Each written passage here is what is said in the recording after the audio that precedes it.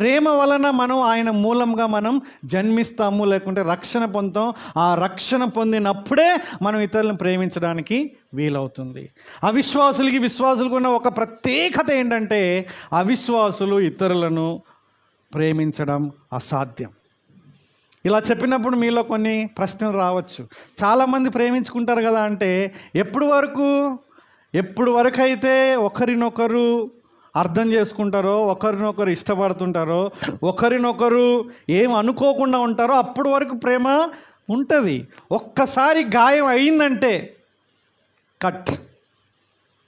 కానీ కేవలం రక్షణ పొందిన వ్యక్తి ఎన్నిసార్లు గాయాలైనా సరే క్షమాపణ ద్వారా తన ప్రేమని మరలా పునర్జీవం అనేటటువంటి చేస్తాను. చూడండి, అవిశ్వాసులైనటువంటి భార్యాభర్తలు కొట్లాడుకున్నప్పుడు వాళ్ళ మధ్యలో క్షమాపణ లేకుండా ఏదో సమాజం కోసం బతికే వాళ్ళు చాలామంది ఉంటారు.